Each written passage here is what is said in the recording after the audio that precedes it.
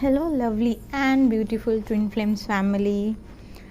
आज हम कुछ सवाल और उनके जवाब का ये वीडियो होगा। ऐसे सवाल जो आपने मुझसे पूछे हैं मेल के थ्रू और मैं आज आप उनको जवाब दूंगी।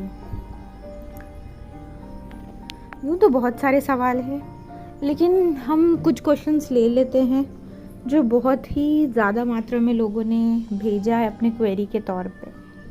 तो चलिए बिना टाइम बर्बाद किए क्वेश्चंस की लिस्ट हम शुरू करते हैं। पहला सवाल लेते हैं हम। ट्विन से डिटैच का मतलब क्या होता है, कैसे रहे हम डिटैचमेंट में, क्योंकि ये रहना तो बहुत मुश्किल है। देखिए, अपना फोकस, अगर आपको डिटैच होना है तो आपको अपना फोकस स्पिरिचुअलिटी में लगाना होगा। अपना दिल और अपने मन को आप स्पिरिचुअलिटी में लगाएं, डिवाइन में लगाएं। आप ना अपने ट्विन पार्टनर को कंट्रोल करने की कोशिश करें, ना उनकी लाइफ में ताका झाकी करें। अपना जो ध्यान है वो जब आप स्पिरिचुअलिटी में देने लगेंगे तो आप खुद ब खुद डिटैच होते चले जाएंगे, और यही सबसे आसान तरीका है। सेकंड क्वेश्चन है कि सेपरेशन में ट्विन फ्लेम को कैसे रहना चाहिए, क्या करना चाहिए सेपरेशन पीरियड में। तो देखिए, हम लोग एनर्जेटिकली ना अलग नहीं होते हैं, एक ही रहते हैं। तो सबसे पहले ये सेपरेशन वाला जो माइंड है कि हम दोनों अलग हैं, इसे हटा दीजिए। इसकी जगह अपने आप को ये थॉट दिया कीजिए कि आप लोग एनर्जेटिकली एक ही इंसान हैं, एक ही सोल है। अगर आपकी शादी नहीं हुई है तो आप ढेर सारा इनर वर्क करें, अपने आप को हर एक एरिया में ग्रो करें। रोना धोना और ज़बरदस्ती का कम्युनिकेशन की उम्मीद रखना, ये सब बंद कर दें। और अगर आपकी शादी हो गई है तो थोड़ा बाउंड्री सेट करें, क्योंकि देखिए, शादी के बाद हमारी रिस्पॉन्सिबिलिटी होती है, सब कुछ होता है। तो मैं ये दोनों तरीके की लाइफ को अच्छे से समझती हूँ। तो मैंने ये भी बोला कि अनमैरिड ट्विन क्या करे और मैरिड क्या करे। मैरिड थोड़ा एक बाउंड्री सेट करे कि एक फ्रेंडशिप ही मेंटेन रखनी है, उनसे शादी की इच्छा, शादी का भाव ये नहीं जताना है, क्योंकि जितना आप जताओगे वो दूर जाएंगे। क्योंकि इस जर्नी का फिर पर्पस नहीं पूरा हो पाएगा। इस जर्नी का पर्पस है आपको ग्रो करना, इवॉल्व करवाना। तो सेपरेशन फेज में रोए नहीं, अपने आप को कम्युनिकेशन के पीछे नहीं भागे, जितना हो सके डिटैच रहे, कम्युनिकेशन कम रखे तो आपको कम पेन होगा। जितना ज़्यादा कम्युनिकेशन की आपके अंदर वो भूख होगी, आपको और मन करेगा, उनसे अटैचमेंट फील होगी और आप उलझते चले जाओगे। ये सारी चीज़ें एक दूसरे से जुड़ी हुई है। तो सबसे पहले अपने आप को सेल्फ कंट्रोल में लाएं, अपने आप को उनसे थोड़ा दूरी बना के डिटैच करें, क्योंकि हमें पेन से बाहर निकलना है।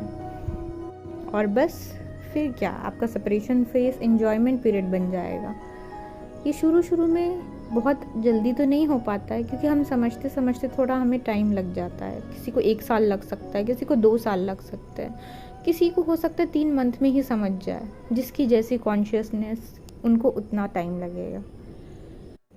तीसरा क्वेश्चन है कि ट्विन फ्लेम्स एक दूसरे को कैसे मिरर करते हैं। तो इसका जवाब है कि जैसे तो हम तो उनसे प्यार कर रहे हैं, तो उन्होंने भी हमसे बदले में प्यार करना चाहिए। तो वो क्यों नहीं कर रहे हैं? वो इसलिए नहीं कर रहे क्योंकि यहाँ पे आप अपने आप को इम्पोर्टेंस नहीं दे रहे हो, आप उनको प्यार कर रहे हो।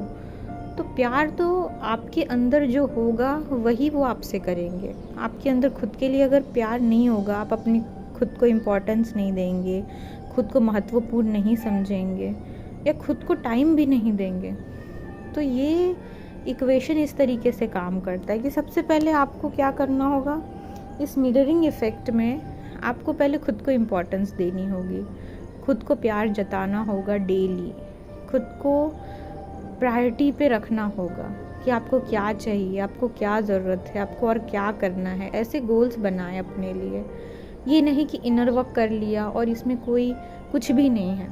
इनर वर्क एक साधना है जो आपको स्ट्रॉन्ग बना रही है आगे की सिचुएशन से लड़ने के लिए, और आपको प्यूरिफाई भी करती जा रही है। लेकिन क्योंकि ये सवाल है कि मिरर कैसे करते हैं, तो जो हम उनसे चाहते हैं पहले हमें खुद में इम्प्लीमेंट करना होगा, तब ये इक्वेशन बराबर काम करेगा। अब नेक्स्ट क्वेश्चन लेते हैं कि कार्मिक को कैसे हील करें इस जर्नी में। अब ट्विन फ्लेम कार्मिक में फंसे रहते हैं, या फिर उनके रिलेशनशिप होते हैं, या फिर वाइफ होती है, या पार्टनर, जो भी बोल लो। तो अब हमें इसको इस तरीके से देखना चाहिए कि वो तो हमें सिखाने आए हैं, और जब उनका सीखना हो जाता है, सिखाना हो जाता है, कर्मा बैलेंस हो जाते हैं, तो वो आपके लाइफ से खुद ही चले जाते हैं। तो ये आपको तब तक थोड़ा पेशेंस रखना है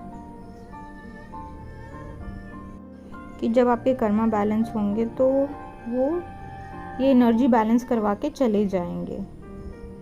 और कहीं ना कहीं कार्मिक को मैनिफेस्ट करने के पीछे हमारी वो लैकिंग एनर्जी होती है, हम वो लैक एनर्जी में होते हैं, ये कमी, वो डर और बहुत सारी डाउट। इसलिए आपको कहा जाता है कि आप ये सब एनर्जी से ऊपर उठिए, ताकि कार्मिक आपके लाइफ में मैनिफेस्ट ना हो और अपने मैनिफेस्ट होने से रोके। तो ये खुद ब खुद आपकी अंदर की लैकनेस एनर्जी को बैलेंस कर देंगे और चले जाएंगे। नेक्स्ट क्वेश्चन है कि हमारा सेम एक्सपीरियंस क्यों है इस जर्नी में।